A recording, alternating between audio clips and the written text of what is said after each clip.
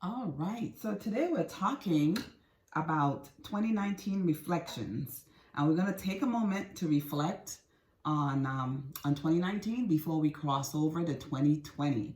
So you may be saying, why even bother? 2019 is over, but we know that when you reflect, you're able to learn and you're able to grow from your past experience. So God always uses your experience to create your platform or wherever He has you to be next. So you can always go to refocus21.com. That's refocus, the number 21.com, and you can download your free 2019 reflection sheet before we start planning for 2020. And so, just briefly, for those of you who've already started to plan, we know that the wisest man who ever lived, Solomon, he said, good planning and hard work leads to prosperity, but hasty shortcuts leads to poverty or to need or lack.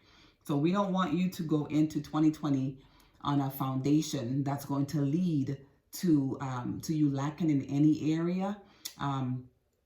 We know that with our group, Refocus 21, you can ask to join our Facebook group. What we do is we seek for insight and clarity into the plans that God has for our lives. We don't jump on the bandwagon and just make random goals. It has to be thoughtful, thought out, insightful goals. And so to end, I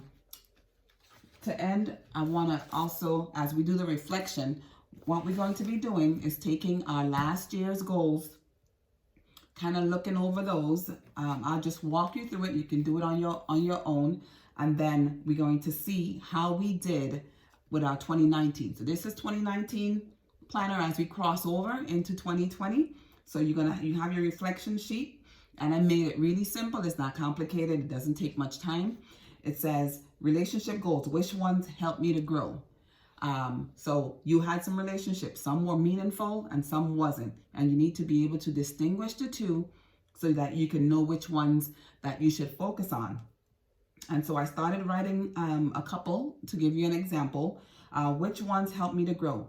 So in 2019, as you all know, I follow not really follow. I have a team and I help you guys with your fasting and to inspire you all. But in order for me to do that, I need to be inspired always. And I need to make sure I'm spending time in meditation, in prayer, and in fasting. So I got a prayer coach. And that has been very instrumental and helped me to grow in 2019. So which helped me to grow? Put it here, prayer coach. And then you might want to also do, if anyone comes to your mind and you thought they depleted your energy, you might want to put that down there so you could know who it is didn't help you to grow, because you're either helping, you either have friends who are taking you up or taking you down. There's no neutral. So you get to write that there. And then for health goals, the question is which new habits are working and which were difficult. So my example was walking daily. I had a time here because we always set SMART goals, right? And when you have your new planner, it teaches you how to set SMART goals. And so once you're able to, this is my 2019 goals. Sorry, I skipped that part. So you want to first get out your 2019 goals that you had in the beginning of your planner. And this was mine. And so I was able to take the information from here, transpose them into here to see which goals, as I reflect, I can learn and I can grow from. Another important thing, you want to be able to forgive yourself for those goals that you were not able to attain.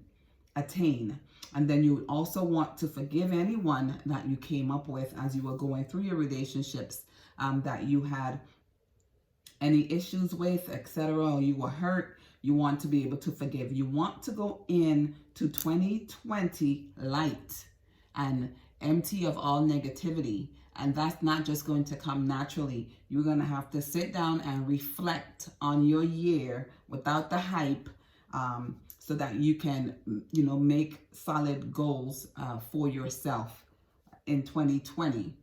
Then the next is or I was going through walking. I had walking daily and the time. So the time I had last year did not work for me. It was difficult. So this year I'm going to kind of come up with another time that I think may be better, but kind of reflecting helped me to see the issue was time, or whatever it may have been for your health goals. This is just an example. You want to be able to process it and see, why you did what you did.